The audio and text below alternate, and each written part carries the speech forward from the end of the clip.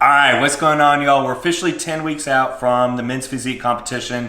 Things are really starting to ramp up. Cardio's going up, calories are coming down. I'll talk to you guys later on in the video about the exact changes we made for this week, but things are really starting to ramp up this week. So this morning, I've already gone ahead and done my fasted cardio. I've already got meal one in my system, but my fasted weight this morning was 207.6, so we're almost down 7 pounds from the start of the cut. I am 5'8" for reference. But before we get into it, I'll go ahead and give you guys a physique update. So this is what we're currently working with right now.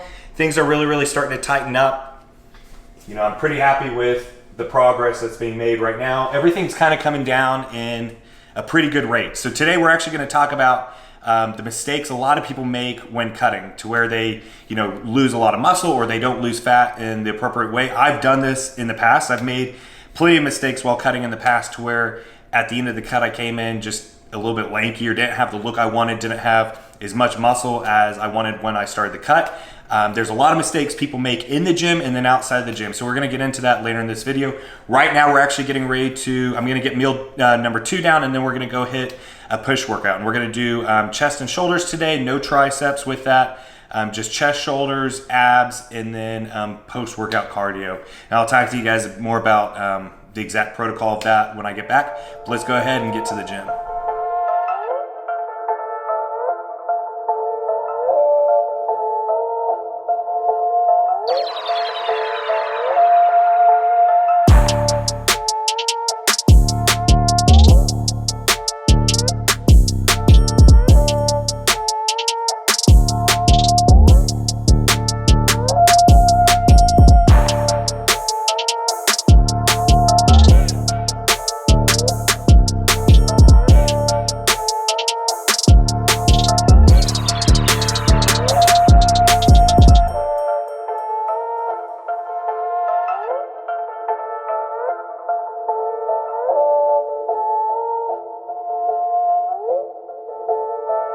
All right, just wrapped up that push workout. Strength was a little bit so-so today. Whenever I'm cutting, I do notice that my push movements, so anything shoulders, chest, even triceps, that strength tends to dip before anything else. Typically my pulling movements, everything on back buys, my legs, all of that strength seems to stay pretty high, pretty far into the cut, but anything push tends to start going quickly. It's not really dropping off really bad yet, but it's definitely starting to plateau out. But today, for the push workout, what we did is I started out with chest. So I did dumbbell incline press, and then I moved on to incline flies with dumbbells, hammer strength, and then cable flies. And then for shoulders, I did lateral machine, dumbbell shoulder press, and then dumbbell laterals.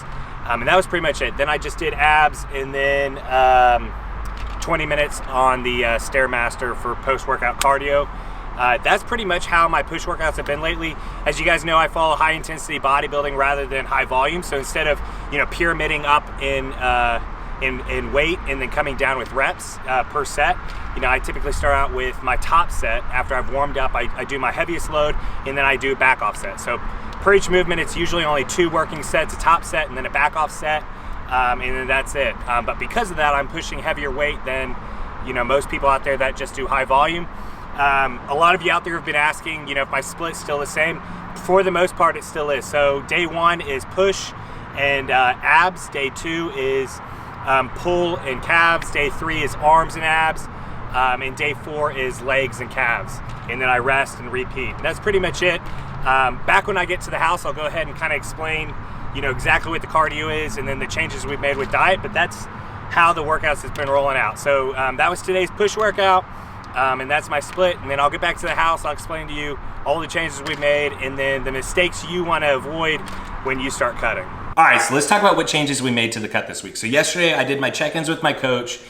So right now what we're doing is we're doing 35 minutes of fasted cardio every morning.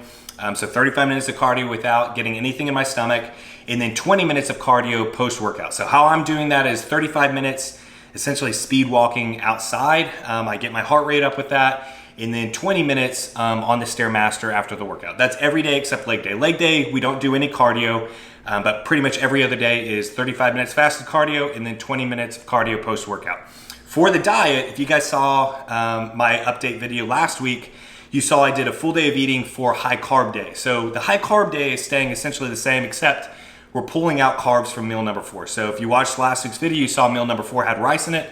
We're essentially just pulling rice from meal number 4, but keeping that day essentially the same. What we were doing is alternating between a high carb day and a low carb day, just going back and forth.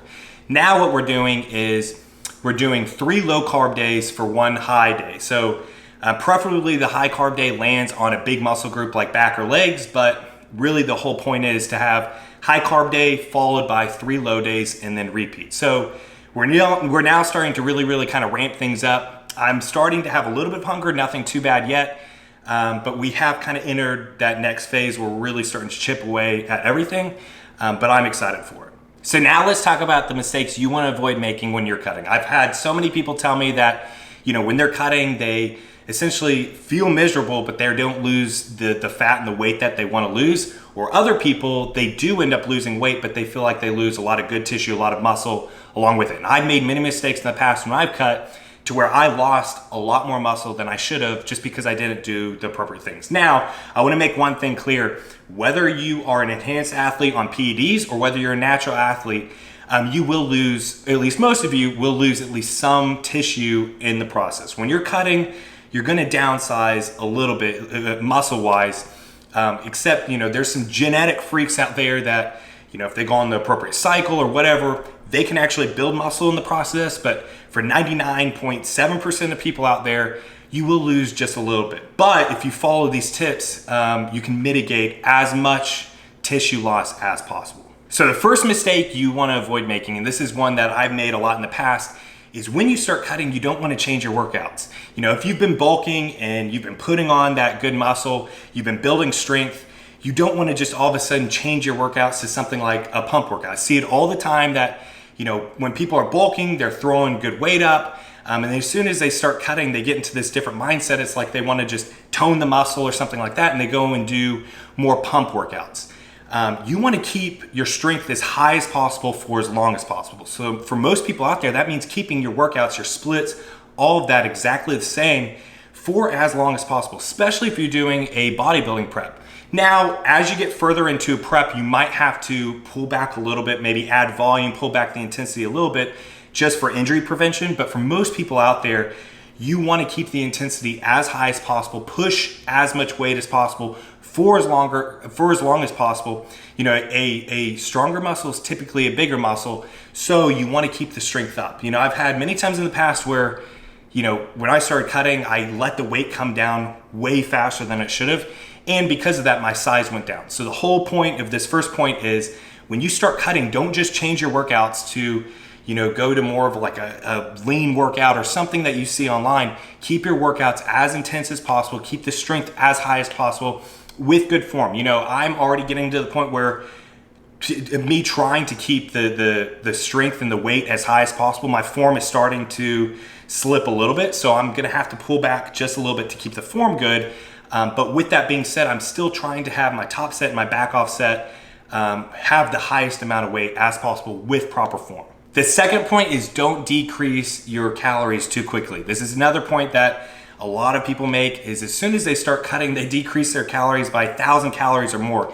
You don't want to do that. For a lot of people out there, that might mean, as soon as you start cutting, drop, maybe down to maintenance. If you were in a heavy surplus, you might just want to drop down to maintenance and allow your body to kind of clean up at that new maintenance level. For some of you, that might mean dropping, 200 to 250 below maintenance. But you want to avoid those huge drastic cuts, because what that's going to do, if you cut too fast, it's going to cause your strength to come down. And with that, once your strength comes down, just like with point 1, your muscle a lot of times is going to be eaten up a lot quicker. So to preserve that muscle, you want to keep the calories as high as possible for as long as possible. That's why so many bodybuilders in the off season, they have the goal of getting their calories while staying clean, while staying pretty conditioned and not getting fat and sloppy in the off season. They want to raise their calories as high as possible. That way, when they cut, they're cutting with a higher level of calories. So the whole point is, don't cut the calories just thinking, I'm going to drop weight faster if I cut the calories faster.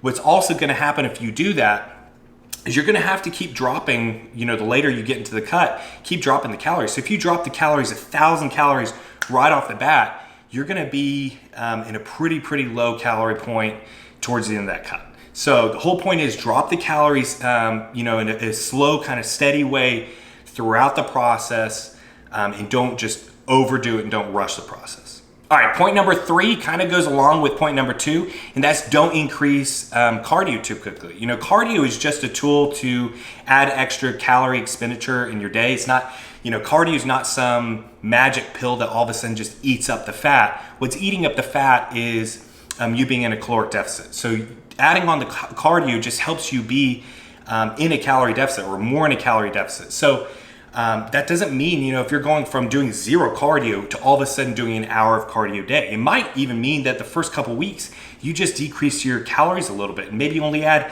10 to 15 minutes of steady state cardio. Now, I believe in doing cardio year round, regardless if you're in off season or prep.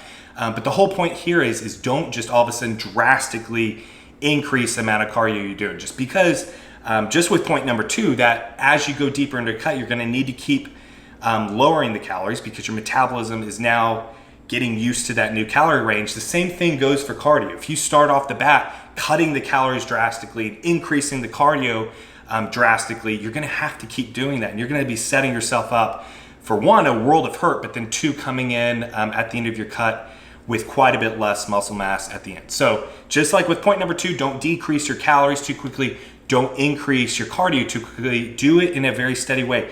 This might mean, week 1 only adding 10 minutes per day or even, 10 minutes 4 times a week of cardio. Just go ahead and start adding a steady, slow amount. And once you start seeing those changes, you're good to go. And then you can keep increasing that week after week or whenever you need to, make another calorie deficit jump. All right, point number 4 is don't decrease your protein, or at least don't decrease it by a lot. As you keep decreasing your calories, that should really be coming from, for most people, carbs, and maybe a little bit of fat. For other people, if you've got a more of a kind of a moderate carb, moderate fat, it's going to be pulling from both carbs and fat, but don't really be pulling from your protein. The protein is going to be saving that tissue, saving your good muscle.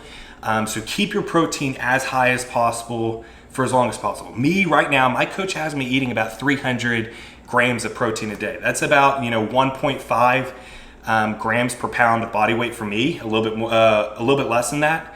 But I suggest being in that 1.25 to 1.5 grams per pound of body weight, especially while cutting. If you're growing, same thing. I've tended, for me, I tend to grow a little bit better and faster with a little bit higher protein than just the typical 1 gram per pound of body weight. I know there's a ton of scientific studies out there that say you don't grow any more with extra. And this might also depend if you're an enhanced athlete or a natural athlete. But me personally, I believe sticking in that 1.25 to 1.5 gram per pound of body weight range, especially while cutting, to save as much muscle as possible. All right, but those are 4 quick tips to help you guys keep as much muscle as possible while cutting.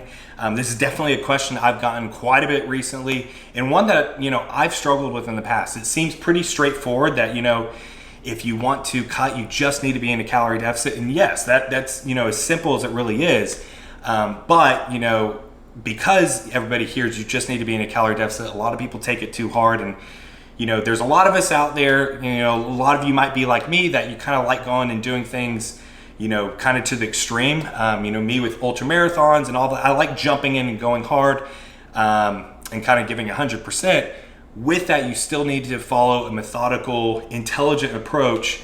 And so that might mean being in a very small calorie deficit and then adding to that over time, rather than just, completely just throwing it all out there from the beginning. But I hope those 4 tips helped you guys. We are 10 weeks out right now. I'll be giving you guys another update in the next few days, but we're rocking with it. If you guys have any questions, definitely drop them down in the comments down below. I hope you guys enjoyed this video. If you did, please go ahead and smash that like button. Make sure to hit subscribe if you haven't already. Be happy, be positive, be powerful, and have a great rest of your day.